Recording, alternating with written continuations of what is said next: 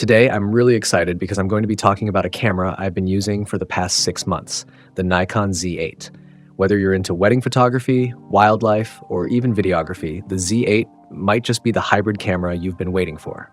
Let's dive into it. First things first, let's get the specs out of the way.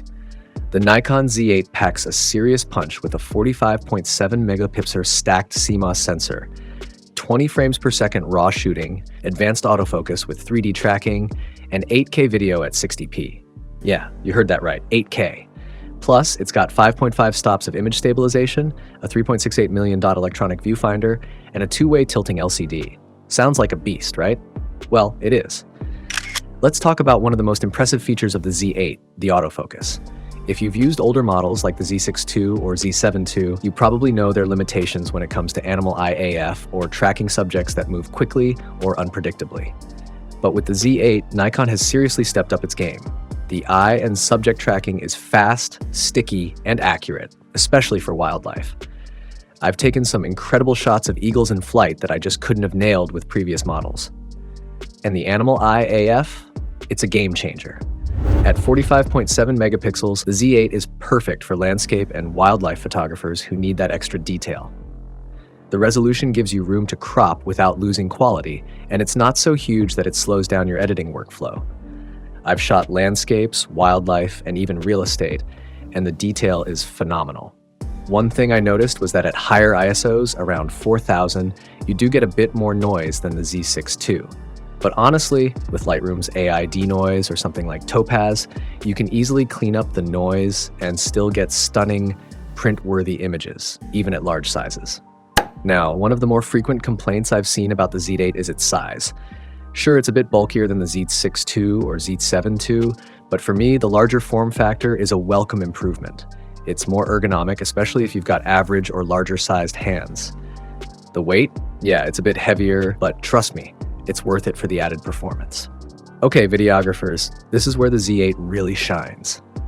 You've got 8K at 60 frames per second, 4K at 120, and all the major formats like ProRes RAW and H.265.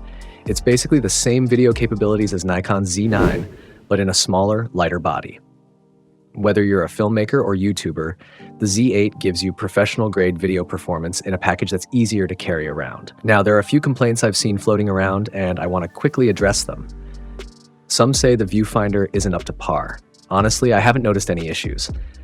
The 3.68 men.dot resolution works just fine, and it tilts for vertical shooting, which is a nice touch.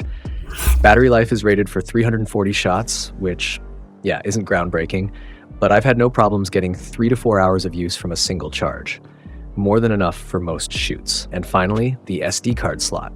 People seem bothered by the fact that Nikon paired a CF Express slot with an SD slot, but honestly, I've shot 8K video on an SD card, and it's worked flawlessly. Nikon Z8 pros and cons. Pros: advanced autofocus, fast, accurate, and reliable subject and eye tracking, especially for wildlife. Ergonomic design, comfortable to hold and use even for extended periods. Cons: battery life, while adequate, it could be longer. Price: a premium camera with a premium price tag. Now, you might be wondering, should you get the Z8 or the Z9? The Z8 has the same features as the Z9, but in a smaller package. Unless you need a built-in battery grip or longer battery life, I'd say go for the Z8. It's lighter and easier to handle without compromising on any major features. So who is the Nikon Z8 for? If you're a wildlife photographer, videographer, or just someone who wants the best hybrid camera Nikon has to offer, this is the camera for you. It handles everything from high-speed action shots to cinematic quality video without breaking a sweat.